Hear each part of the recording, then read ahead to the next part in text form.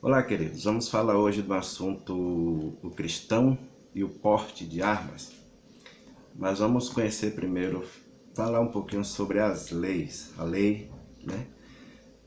Eu acho que os cristãos não devem hoje seguir a lei do Antigo Testamento que faziam parte da antiga aliança de Deus com Israel, mas devem sim seguir hoje as leis do Novo Testamento que faz parte da nova aliança de Deus com a igreja, que é formada por judeus e gentios convertidos a Jesus. Em João capítulo 10, versículo 16 diz: Ainda tenho outras ovelhas que não são deste aprisco. Também me convém agregar estas, e elas ouvirão a minha voz, e haverá um rebanho e um pastor. Jesus falou aqui dos gentios, que somos nós, que não conhecíamos a palavra, e os judeus religiosos. Ambos viviam na lei. Agora, o importante detalhe aqui, a lei ela não é pecado. Como disse o apóstolo Paulo aos Romanos no capítulo 7, versículo 7. Que diremos, pois, é a lei pecado? De modo nenhum, mas eu não conheci o pecado senão pela lei, porque eu não conheceria a concupiscência se a lei não dissesse, não cobiçarás. Para quem não sabe usar, pregar e ensinar sobre a lei, a pessoa pode ser enganada e pecar quando usada indevidamente. Mas para quem sabe usar, a lei é santa e para nos mostrar que éramos antes um vil pecador e precisamos de um mandamento santo e justo. Romanos 7,12 diz: Assim a lei é santa e o mandamento santo e justo. Mas tem muitos homens que ainda pregam a lei num todo e traz para os dias de hoje como para ensinar como viver bem. Mas o apóstolo Paulo também ensinou aos Gálatas e disse: Pois todos quantos são das obras da lei estão debaixo da maldição, porque escrito está: Maldito todo aquele que não permanece em todas as coisas que estão escritas no livro da lei para fazê-las. Gálatas capítulo 3, versículo 10. Nesse capítulo, Paulo citou Deuteronômio 27 e 26 para provar ao contrário o que os judaizantes da época diziam, que a lei não pode justificar e nem salvar. Ela pode apenas condenar. E como todos infringiram mandamentos, todos estão condenados. A lei, querido, não pode fazer nada para reverter a condenação, mas Cristo tomou sobre si a maldição da lei quando foi à cruz. Ele fez isso para que não tivéssemos que suportar a nossa própria punição. Vejamos também em Romanos capítulo 3, versículo 19 e 20. Eu vou ler com os irmãos aqui para não ficar só em recitar versículos.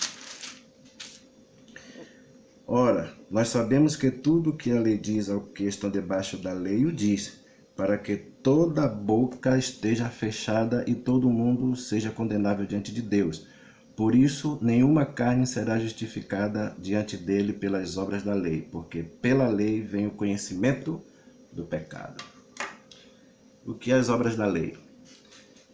Como eu já disse antes, a lei não é pecado.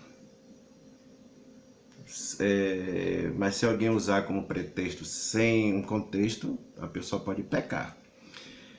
Segundo as obras da lei, é viver a Constituição mosaica e não justificar a sua fé e viver a graça em Cristo.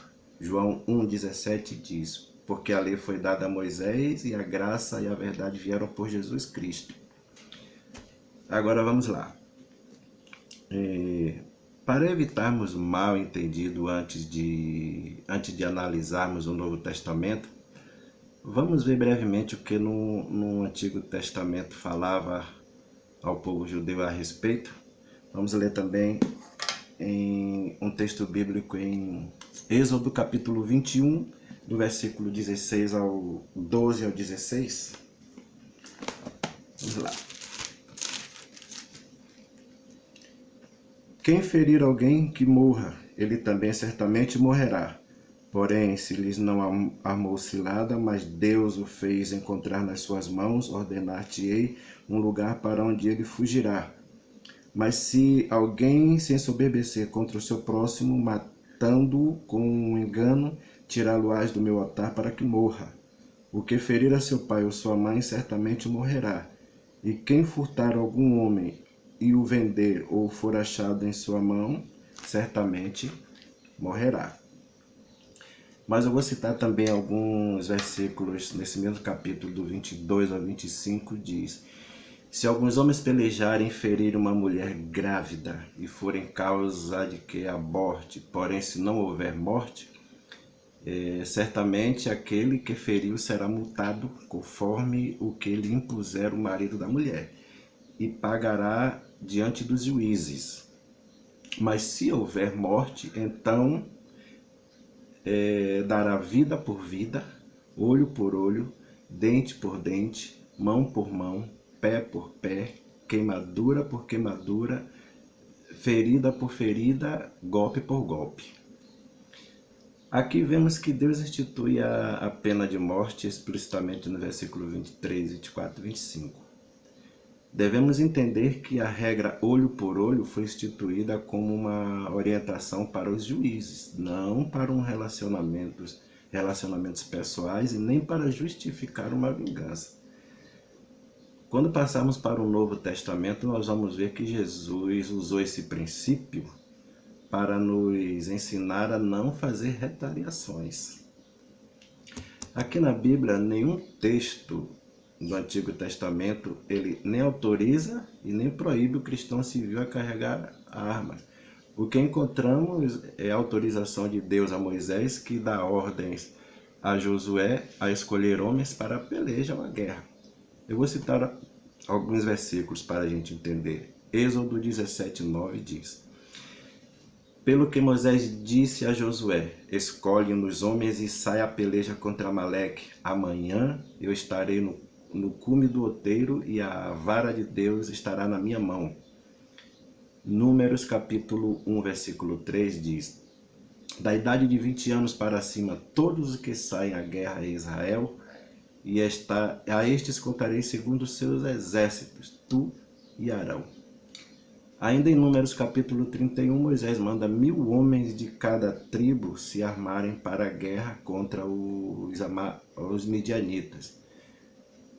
Vemos aqui nos capítulos onde eu citei que para viver armados foram escolhidos homens para o ofício de guerra, e não um israelita que se quisesse se defender ou defender sua família, cada um teria que se prover de uma arma. E esses homens que foram escolhidos seriam futuros soldados do exército de Israel. E eles tinham que confiar em Deus, não nas suas armas. Veja que enquanto Moisés permanecia com as mãos levantadas com a vara de Deus, Israel prevalecia. Êxodo 17, de 9 a 10. Queridos, há vários textos na Bíblia que falam sobre convocação para o exército de Israel. E agora, sobre a legítima defesa, a Bíblia fala sobre isso também.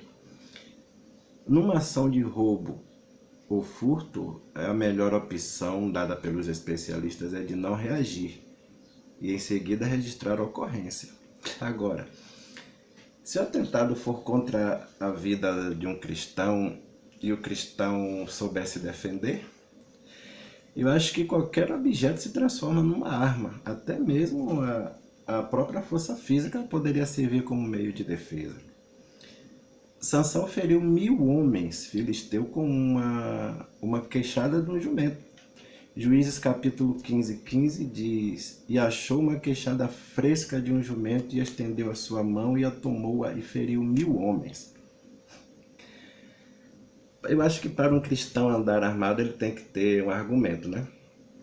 Esse argumento seria o de legítima defesa. Então, a partir daí, o cristão deixa de confiar em Deus e passa a confiar em sua arma.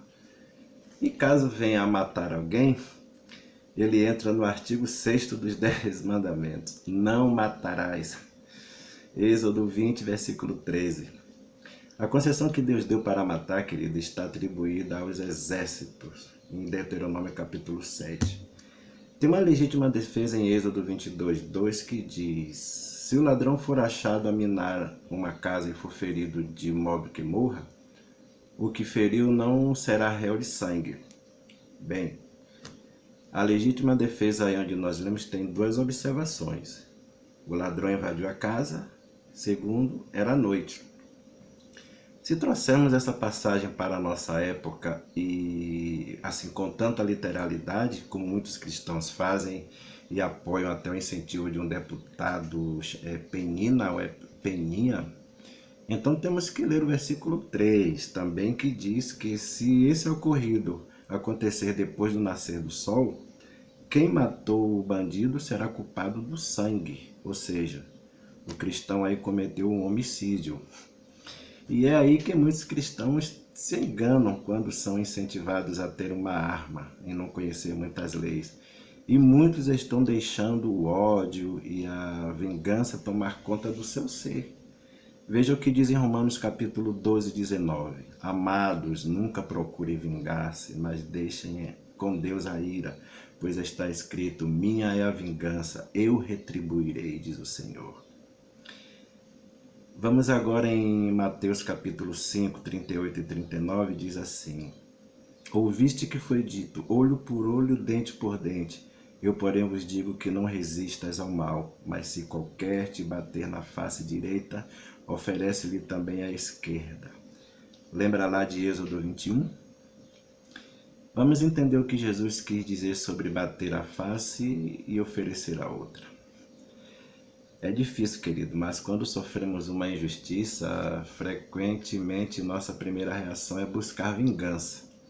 Mas Jesus aí quis dizer que, em vez disso, deveríamos fazer o bem a quem nos fez o mal. O verdadeiro crente não pode desejar retribuição na mesma moeda, mas amar e perdoar.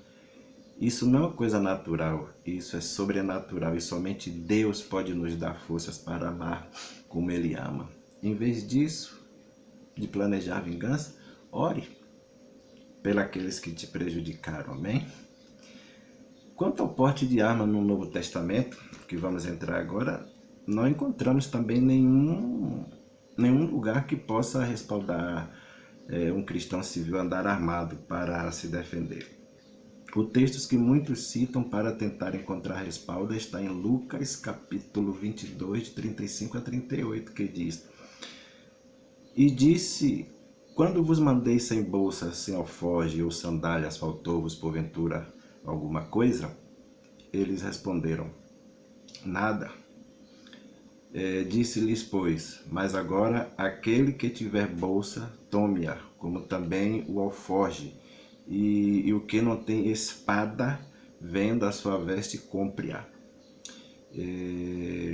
Porque vos digo que importa que em mim se cumpra aquilo que está escrito, e com os malfeitores foi contado, porque o que está escrito de mim terá cumprimento. Aí eles vêm e dizem assim, Senhor, eis aqui 2 espadas. E ele lhes diz, basta. O erro de interpretação de muitos cristãos está em isolar apenas um versículo, o de número 36. Mas essa passagem, para não se tornar um pretexto, ela tem seus contextos. Vejamos no capítulo 9, versículo 3 de Lucas, que Jesus diz, para eles não levarem nem bordões, nem alforje, nem pão, nem dinheiro, nem 2 vestes. Aqui Jesus disse que os discípulos agora teriam que levar apenas bolsa e alforje, e agora mais uma espada. Jesus algumas vezes pregava de maneira figurada e usava alguns objetos ou até mesmo a natureza para enfatizar uma parábola ou uma ilustração. Veja, estava próximo de Jesus ser entregue aos malfeitores. Enquanto Jesus estava com eles, nada lhes faltou. Eles dependiam da bondade dos outros quando fossem pregar. E futuramente, quando Jesus fosse ascendido aos céus, eles agora teriam que viver do seu próprio sustento, confiando literalmente em Deus.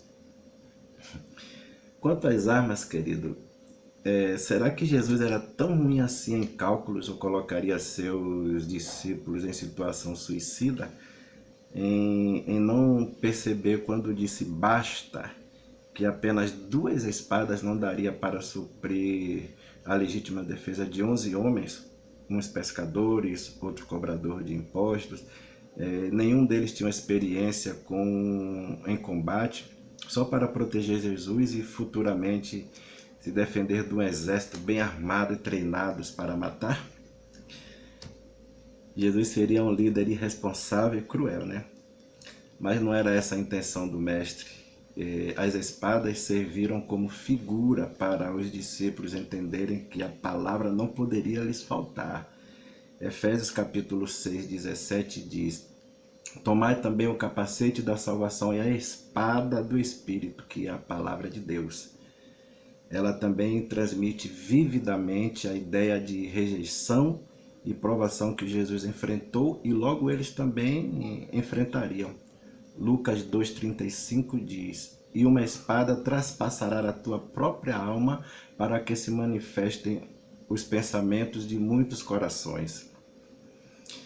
Interpretar esse texto de Lucas 22, 35 e 38 como argumento para dizer que um cristão civil pode adquirir o porte de arma, para mim é um tanto intrigante.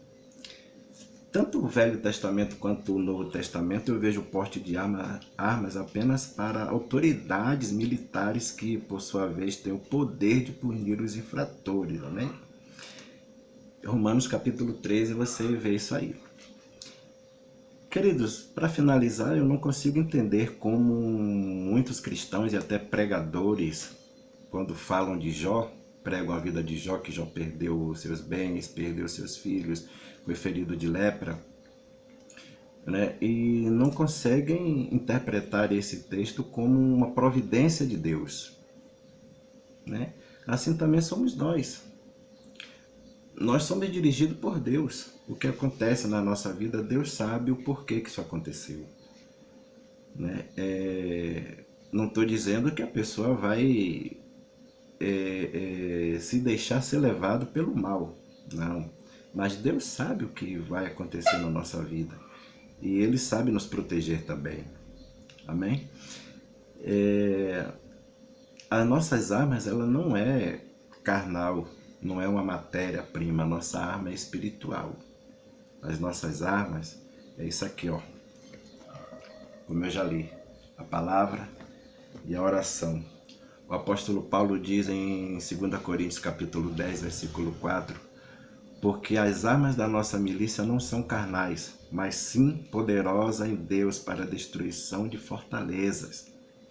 Amém, queridos? Fique na paz do Senhor, que Deus abençoe. E se você não tem desejo de ter uma arma na sua casa, não tenha não. Ela pode lhe trazer prejuízos e tristezas. Amém? Deus te abençoe.